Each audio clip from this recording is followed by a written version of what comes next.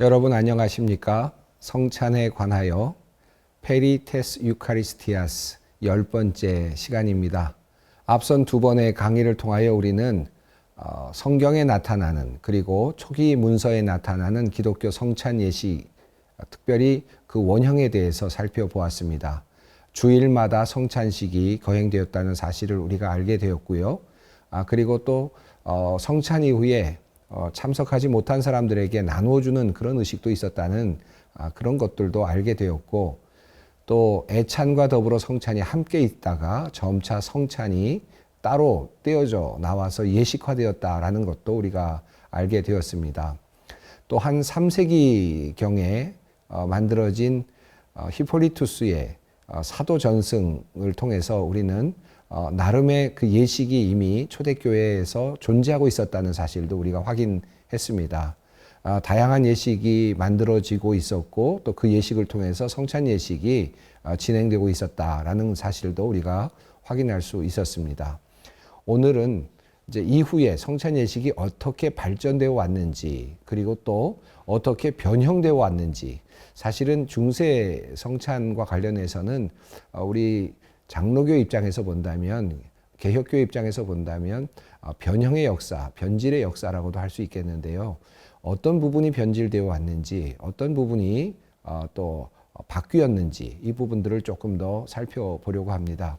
우선 4세기 이후를 말씀드려야 될 것 같습니다. 313년에 기독교가 콘스탄틴에 의해서 공인이 되죠. 과거에는 국가로부터 박해를 받던 종교에서 이제는 국교가 되는 그런 종교로 바뀌는 아주 드라마틱한 변화가 일어났습니다. 그래서 로마의 국교가 된 이후에 기독교의 상황은 상당히 많이 바뀌게 됩니다. 지금까지는 숨어서 예배를 드렸는데 이제 밖으로 나와서 예배를 드릴 수 있게 되었고요. 주일이 이제는 국정 휴일이 되는 거죠. 그래서 주일 예배를 마음껏 드릴 수 있는 시간이 이제 그들에게 주어졌고, 예배당이 건립이 되고, 그리고 그 안에서 또 예배 속에서 찬양대가 노래를 부르게 되고 화려한 장식물들이 예배당 안에 들어가기 시작합니다. 또 예배를 인도하는 목회자, 감독들, 이런 분들은 특별한 지위와 권한을 갖게 되었습니다. 이런 상황 속에서 이제 성찬 예식이 기본적인 기독교 예배의 중심을 차지하게 된 것입니다. 대체로 초기에는 초대교회 성찬 예식에는 큰 변화가 일어나지는 않았습니다. 과거에 숨어서 또는 개인 집에서 카타콤에서 예배를 드리던 것에서 이제 예배당에서 공적으로 예배를 드리게 되었다는 건 많이 달라졌을 뿐 커다란 변질은 나타나지 않았습니다. 초대교회 성찬의 신학도 그다지 달라지지는 않았습니다. 그러나 시간이 지나면서 특별히 이제 예배당이 건립되고, 그리고 4세기 이후 아우구스티누스와 펠라기아누스와의 논쟁이 일어나면서 점차 성찬과 관련된 변형이 나타나게 됩니다. 이 변형은 먼저는 세례와 관련된 개념에서부터 출발이 됩니다. 특별히 죄와 관련되어 있는데요. 아우구스티누스는 이렇게 말합니다. 십자가 위에 그리스도의 구속 사역은 세례를 통하여 개인에게 옮겨지며, 따라서 아담 이후로 우리에게 유전된 원죄를 제거한다 라고 그렇게 이야기를 했습니다. 이 말이 굉장히 중요한데요. 왜냐하면 세례가 인간의 원죄를 제거하는 능력이 있다라고 하는 그런 의미입니다. 다시 말해서 이 원죄를 제거하기 위해서는 반드시 세례를 받아야 된다는 의미이기도 했습니다. 아마도 초대 교회가 이제 막 로마 교회로 국교화가 되면서 이제 모든 백성들이 다 세례를 받아야 했기 때문에 그 세례를 독려하기 위한 그런 의미도 있었을 것 같은데요. 그보다 더 중요한 것은 신학적인 의미가 있었다는 것입니다. 이 아우구스티누스는 신학적으로 이 세례를 받아야 원죄가 제거된다라고 그렇게 가르친 것입니다. 이러한 아우구스티누스의 이론에 따르면 원죄를 제거하지 않으면 영아라고 하더라도 천국에 들어갈 수 없는 사람이 됩니다. 다시 말해서 아이가 태어났는데 태어나자마자 죽었단 말이죠. 그러면 그럼에도 불구하고 세례를 받지 않고 죽게 되면 이 아이는 원죄를 짊어지고 아무것도 하지 않았음에도 불구하고 원죄를 짊어지고 죽은 사람이 된다는 거죠. 그러니까 세례를 통해서 원죄의 제거가 이제 일어나게 된 것입니다. 그래서 초대교회부터 모든 전통이 세례가 점점 앞당겨지게 됩니다. 시간이 지날수록 아이들의 세례가 이어지고요. 특별히 그 아이들의 세례를 독려하게 된 중요한 이유는 이 원죄를 제거하기 위한 것이었습니다. 아이들이 태어나자마자 얼마 후에 죽는 경우들이 꽤 있었기 때문에 가능하면 빨리 세례를 주도록 그렇게 했던 것입니다. 대부분은 8일 안에 세례를 받았고요. 그것은 중세 시대에 이미 아주 충분히 잘 발달된 하나의 그런 제도가 되었습니다. 심지어는 그 사이에라도 아이가 죽을 수 있지 않겠습니까? 또 세례를 받으려면 신부님이 오셔야 되는데 아이가 태어나면서 죽게 되는 경우도 혹시 있을 수 있었을 겁니다. 그러니까 이런 경우를 대비해서 비상세례라는 것을 교회가 나중에 만들게 됩니다. 산파나 부모님이 아이를 받다가 아이가 만약에 죽어서 나올 정도의 그런 위기가 되면, 죽을 위기가 되면 태어나자마자 신부님이 아니더라도 이 아이에게 무조건 세례를 주도록 하는 것입니다. 그래서 적어도 아이가 태어나자마자 원죄를 짊어지고 죄악 가운데 들어가서는 안 된다. 또 그렇게 안 되도록 해야 한다라고 하는 그런 의미가 담겨 있었습니다.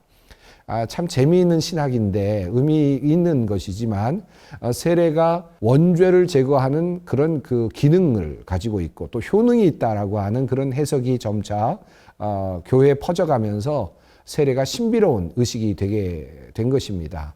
그래서 세례를 받으면 무조건 원죄가 사라지는 이제 그런 상황이 된 것입니다. 자, 그러면 이제 두 번째 질문이 나오게 된 것입니다. 그러면 이 세상에 태어나서 자신들이 지은 죄, 다시 말하면 자범죄는 어떻게 되느냐 하는 이제 이런 문제가 나온 거죠. 이 자범죄의 제거를 어떻게 할 것이냐. 이 자범죄도 역시 하나님의 분노를 초래하게 될 터인데 이 자범죄를 무효화시키는 방법이 무엇인가라고 하는 질문이 나오게 된 것입니다. 첫 번째 방법은 극도의 신앙적인 삶 또는 선행을 통해서 자기 자신이 죄를 짓지 않는 거죠. 그래서 온전한 선행과 극단적인 신앙적인 삶, 수도원적인 삶을 통해서 자기 자신을 천국에 들어가도록 준비하는 것. 이것이 중세의 가르침이 된 것입니다. 그래서 수도원들도 많이 늘어나게 되는 이제 그런 상황이 되지요. 또 하나가 있는데요. 그것이 바로 성찬입니다. 성찬이 자범죄를 무효화시키는 또 다른 하나의 중요한 도구가 된다라고 생각을 한 것입니다. 그러니까 아이가 태어났을 때 이미 원죄를 가지고 태어나는데 그 원죄를 다 무효화시키는 것은 세례이고 그리고 그 이후에 일어나는 모든 인간의 죄들은 자범죄들은 성찬을 통하여 속하게 된다라고 하는 그런 생각입니다. 이것이 4세기 이후부터 점차 교회 안으로 스며들어오면서 성찬은 이제 능력이 있는 어떤 효능이 있는 어떤 하나의 의식이 되는 것입니다. 과거에는 예수님께서 십자가에 달려 돌아가시기 전에 제자들과 함께 하셨던 식탁을 기억하는 것이었고 이미 우리가 살펴보지 않았습니까? 근데 그것을 넘어서서 예수님께서 공생에 하시는 동안에 하셨던 수많은 식탁들을 기억하는 것이고 또 성경에서 말하는 그 많은 하나님과의 식탁, 이 모든 식탁들을 기억하는 것이라고 우리가 배우지 않았습니까? 그런데 중세 시대에는 성찬이 뭐냐? 한마디로 그냥 이렇게만 답하는 겁니다. 죄를 용서받는 의식이다. 이렇게 생각을 한 것이죠. 그래서 자범죄의 용서가 성찬을 통해서 일어난다라고 생각을 하게 됩니다. 세례를 받을 때 원죄가 사라지고요. 또 성찬을 받을 때 자범죄가 사라진다라고 한다면 죽은 사람들은 어떻게 될까요? 자범죄를 완전히 다 소멸시키고 죽은 사람이 있을까요? 아마 상식적으로 쉽지 않을 겁니다. 예를 들어서 자범죄를 속하기 위해서 성찬을 받고 나오다가 만약에 죄를 지었다고 생각해 보십시다. 잘못된 어떤 상상을 했다든지 어떤 죄를 범했는데 길거리에 나오다가 그만 쓰러져서 죽었다고 생각해 보십시다. 짧은 시간이었지만 성찬을 받는 시간부터 걸어 나오는 시간 사이에 혹시라도 범했을 죄가 있을 수 있겠죠. 그건 상식적으로 가능하겠죠. 그러면 죽은 모든 사람들은 자범죄를 짊어지고 있겠습니까? 아니면 모든 죄를 다 털어버리고 가겠습니까? 거의 대부분은 다 자범죄를 짊어지고 죽은 사람들이 것입니다. 만약에 자범죄를 짊어지고 죽지 않을 수 있는 방법이 있다면 성찬을 받은 다음부터 한 번도 죄를 짓지 않거나, 그리고 성찬을 받아서 자범죄를 속하면서 바로 죽거나, 이 방법이 아니고는 자범죄가 무언가 남아있는 상황이 되는 거죠. 결국은 자범죄를 완전히 해소하지 못한 사람들은 그럼 어떻게 되느냐? 세례를 받은 사람으로서 원죄는 제거받았지만 또 자범죄가 조금이라도 남아있는 사람들은 어디로 가 있느냐? 하나님의 나라에 갈 수 없으니까 중간 단계에 있는 어떤 곳에, 다시 말하면 연옥이죠. 중세교회가 가르쳤던 연옥입니다. 이 연옥에 가서 뭔가 그 값을 지불할 때까지 머물 수밖에 없다라고 그렇게 생각을 하게 된 것입니다. 이것이 중세신학의 이제 변형된 형태라고 할 수 있겠습니다. 자, 그러니까 사람이 죽으면 다 어디로 가겠습니까? 바로 천국에 가는 사람들은 거의 없겠죠. 다들 대부분은 자범죄가 조금이라도 남아 있었을 테니까 연옥에 가 있는 것으로 이해를 했겠죠. 자, 그러니까 이제 죽은 분들이 있을 때 부모님이 죽었다고 하면 어떻게 생각이 됩니까? 그분들이 연옥에 가 있으니까 그분들을 어떻게 해서든지 하나님의 나라로 보내드리고 싶을 텐데 어떻게 하면 되느냐? 이것을 또 할 수 있는 방법이 역시 마찬가지로 성찬이 이제 됩니다. 그래서 죽은 사람들을 위해서 하나님께 제사를 드려주는 거예요. 근데 그것이 성찬 예식이 된 겁니다. 그래서 죽은 자를 위한 예배, 죽은 자를 위한 제사, 죽은 자를 위한 성찬이 계속되게 된 것입니다. 중세신학은 한마디로 이런 말로 요약할 수 있습니다. 만일 그리스도의 몸이 십자가에서 찢길 때 성취된 대속의 유익들이 원죄를 상쇄할 수 있다면 왜 제단에서 그리스도의 몸이 찢길 때 성취된 구속의 은총이 우리의 자범죄를 없애지 못하겠느냐. 이 바로 이러한 거죠. 이것이 중세시대의 신학이었다고 할 수 있겠습니다. 이것은 교인들에게는 아주 굉장히 뚜렷한 그 구원에 대한 두려움을 해소하는 하나의 방법이 되었습니다. 이제 죄를 용서받는 방법이 어떤 것인가? 어떻게 해야 되는가? 우선 태어나면 빨리 원죄를 제거하는 세례를 받아야 된다. 유아 세례죠. 때마다 성찬을 받음으로써 이 자범죄를 제거해야 한다라고 하는 그런 이제 생각을 하게 됩니다. 보통 이 성찬 예식은 1년에 한 번 정도 아주 드물게 이루어졌습니다. 자범죄를 용서하는 귀중한 예식이었기 때문에 그렇게 쉽게 매번 자주 드려질 수가 없었던 것이죠. 그래서 아주 드물게 이루어졌고 거의 1년에 한 번 정도 이루어지게 됩니다. 그러다 보니까 그 사이에 죽은 사람들은 다 역시 연옥에 가 있는 상황이 되니까 이제 죽은 사람들을 위한 미사, 죽은 사람들을 위한 제사가 더 많아지게 된 것입니다. 그래서 이제 사제들은 매일같이 죽은 사람들을 위한 미사를 드리게 됩니다. 하루에도 여러 사람들을 이제 위해서 미사를 드리게 된 것입니다. 제사를 드려야 되는 이 미사가 점점 많아지게 되니까 사제의 수가 모자랄 정도까지 됩니다. 한 사제가요, 매일 아침 일어나서 하루에 6 또는 7개, 8개의 미사를 진행하였다고 합니다. 그 사람들을 위해서 사제가 홀로 그 죽은 영혼을 위해서 미사를 드려주는 것이죠. 그렇게 되면 이제 또 헌금도 받게 될 것이고 또 사례도 받았을 것입니다. 그러니까 이런 상태에서 이제 죽은 자를 위한 미사가 이제 매일같이 진행이 되는데 6번, 7번, 8번이란 말씀은 이 사람을 위해서, 그 다음 사람을 위해서, 그 다음 사람을 위해서, 그래서 8명의 그 죽은 이들을 위한 미사가 하루에도 계속됐다는 것입니다. 다음 날이 되면 또 다른 분들을 위한 미사를 계속 드리는 것이죠. 초대교회는 사실은 빵과 포도주를 함께 기억하는 의미가 있었는데요.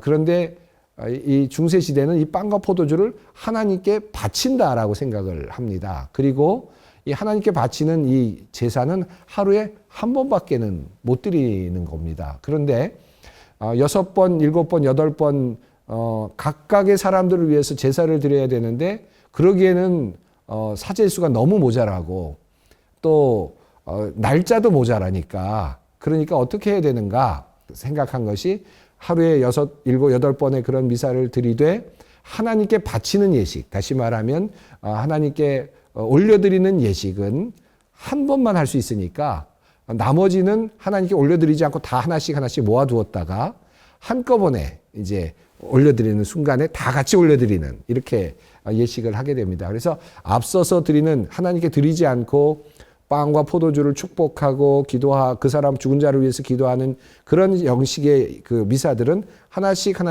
이렇게 이루어지는데 그것을 드라이 메스라고 해서요, 약식 미사라고 합니다.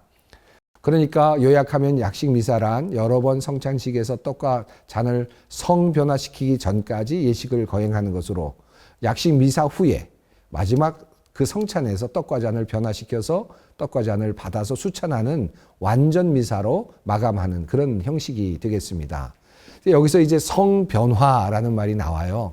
이게 무슨 말이냐면 중세시대는 그래서 빵과 포도주가 실제로 그리스도의 몸과 피로 변한다라고 이렇게 생각을 했습니다. 그리고 그 변화된 빵과 포도주, 다시 말하면 변화된 그리스도의 몸과 피, 실제화된 그리스도의 몸과 피를 하나님께 올려드림으로써 그 자범죄를 용서받는다라고 이렇게 생각을 한 것입니다.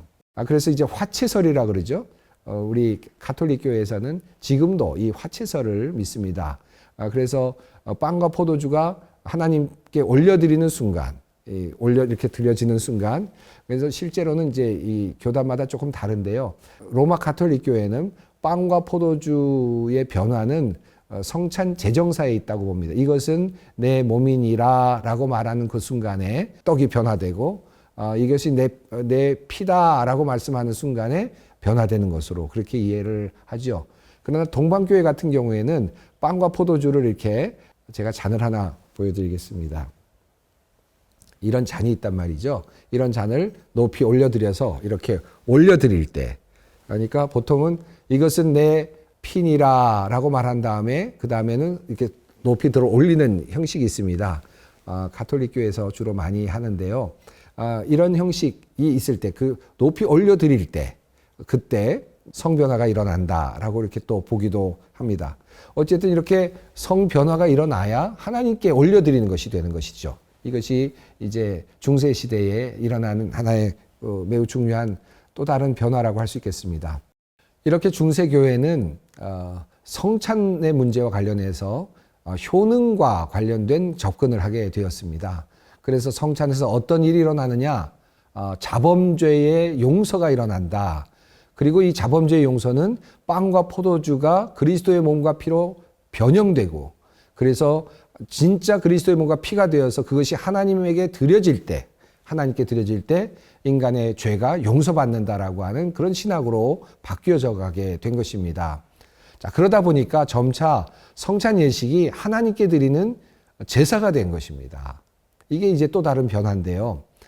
과거 초대교회의 성찬 예식에서는 빵과 포도주를 앞에 두고 성례를 집례하는, 성찬을 집례하는 집례자가 회중을 마주 보면서, 지금 저와 여러분처럼 마주 보면서 성찬을 집례했단 말이죠. 우리 개신교에서 지금도 그렇게 하고 있지 않습니까? 그래서 빵과 포도주를 높이 보여주면서 또는 이렇게 서로 확인하면서 빵과 포도주를 나눴단 말입니다.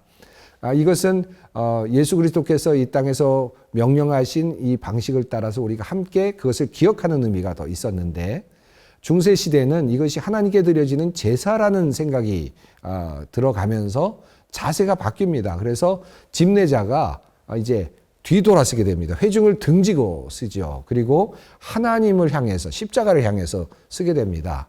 그리고 하나님께 빵과 포도주를 이제 올려드리는 이제 그러한 모습으로 바뀌게 되었습니다.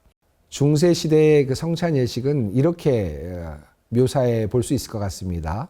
제단에서 이제 벨이 울립니다. 그리고 성찬 기도가 이제 시작이 됩니다. 성찬 기도 중에 이제 예수님의 성찬 제정사가 낭독됩니다. 호크 에스트 코푸스 메움이라고 하는 그런 표현이 나오는데, 이것은 나의 몸이다라고 말하는 라틴어입니다. 그리고 3번 벨이 울리게 됩니다. 이제 사제는 성변화된 떡 앞에 한쪽 무릎을 꿇은 뒤에 다시 일어서서 거룩한 떡을 이렇게 머리 위로 높이 들어 올리죠. 여러분 카톨릭 교회에서는 이 동그란 웨이퍼를 쓰지 않습니까? 쭉 이렇게 올리죠. 이렇게 올리는데 높이 올립니다. 그런데 지금 이미 말씀드렸던 것처럼 회중들은 어디를 보고 있습니까? 사제의 신부님의 등을 보고 있는 거거든요. 그러니까 등에서 아무것도 안 보일 테니까 높이 들어서 위로 올리죠. 그리고 하늘을 보겠죠. 그러면 뒤로 이제 이 웨이퍼가 보일 것입니다. 이런 방식으로 성찬 예식이 이제 진행이 됩니다. 또 사제가 성변화된 포도주를 다 마시고 성작수건으로 닦는 내용도 이제 이어지게 됩니다. 여러분 성찬식을 하면서 한 가지 궁금했던 것 혹시 있으시지 않으십니까? 이 모양을 갖고 있는 이 웨이퍼 말입니다. 언제부터 이걸 사용이 됐을까요? 사실 이 웨이퍼는요, 12세기 정도부터 사용됐던 것으로 그렇게 추정을 합니다. 그 전까지는 그냥 일반 빵이 사용됐습니다. 그리고 자유롭게 또 많은 양의 빵을 먹고 마시는 그런 형식이었던 것 같아요. 그런데 이렇게 이 웨이퍼가 12세기에 등장했던 것은 중세 시대의 신학의 어떤 하나의 요약이라고도 할 수 있을 것 같습니다. 이유는 이렇게 된 것은 빵과 포도주가 그리스도의 몸과 피로 변한다. 화채설이 완전하게 거의 이제 구체화되면서 이제 빵과 포도주를 받는 사람들이 이런 생각을 하게 된 것입니다. 우선 첫 번째는 어떻게 예수 그리스도의 몸을 우리가 씹어 먹을 수 있는가? 씹어 먹지 않고 녹여서 먹을 수 있는 방법을 찾게 됩니다. 그런 의도에서 만들어지게 된 것이 바로 이 웨이퍼입니다. 그래서 이 웨이퍼는 입에다 넣게 되고 그 다음에는 이제 녹게 되는 것이죠. 과거에는요, 이것도 스스로 받지 못하도록 했습니다. 처음에 초기에는 손으로 받아서 먹었는데요. 중세시대가 되면 우리 같은 하찮은 사람이, 죄인인 우리가 감히 그리스도의 몸에 손을 대서는 안 된다라고 생각이 들어서 손으로 받는 것조차도 금하게 됩니다. 그래서 같은 12세기경이 되면 혀를 내밀게 되면, 입을 벌리게 되면 사제가 그 입에다가 넣어주었습니다. 그렇게 해서 받게 되는 형태를 갖게 됩니다. 또 한 가지 이 빵의 의미가 있는데, 이 동전 모양을 갖고 있지 않습니까? 이 동전 모양은 태양의 모양을 하고 있습니다. 말라기서에 나오는 말씀, 4장 2절에 나오는 말씀, 내 이름을 경외하는 너에게는 의로운 해가 떠올라서 치료하는 광선을 발하리니 라는 말씀이 있지 않습니까? 이 말씀에서부터 차용을 해서 이 중세교회는 이 태양 모양의 빵을 만든 것입니다. 그래서 이 태양이 떠오르는 순간, 이렇게 위로 올라가서 떠오르는 순간 치료하는 광선이 발하여서 모든 병들이 낫고 특별히 또 자범죄가 용서되는 그런 효과를 보게 되는 것으로 이해를 했던 것이죠. 그래서 마치 부활절 아침에 떠오르는 태양의 모습과 같이 하늘로 떠오르는 이런 방식으로 이제 표현이 됐던 것입니다. 모두가 다 중세교회의 그 성찬 신학과 다 연결이 되어 있는 그런 것들이죠. 이 웨이퍼의 탄생도 그렇고 예전의 모습도 그렇고 이런 것들은 초대교회에 없었던 것입니다. 그런데 점차 신비로운 의식이 되어가면서 웨이퍼도 바뀌게 되고 그리고 예식도 더 경건해지면서 이렇게 위로 올리는 예식들이 들어가게 되는 이런 방식으로 바뀌게 되었습니다. 자, 여러분 오랫동안 제가 강의를 해왔는데 지금 10강째인데요. 과거의 성찬에 대한 이야기를 들으셨던 것과 이 중세교회의 성찬에 대한 내용이 많이 다르지 않습니까? 죄의 용서, 자범죄의 용서, 효능, 그리고 예수 그리스도의 몸과 피로 직접 변화되는 화채설, 이런 것들로 인해서 오는 웨이퍼의 등장, 이런 것들이 그렇습니다. 자, 이제 교회는 점차 이런 것에 더 집중하면서 성찬 예식을 거행하게 되었습니다. 이것이 중세의 변질된 성찬 신학이라고 할 수 있겠습니다. 오늘은 여기까지 하겠습니다. 여러분, 다음 시간까지 평안하시기 바랍니다.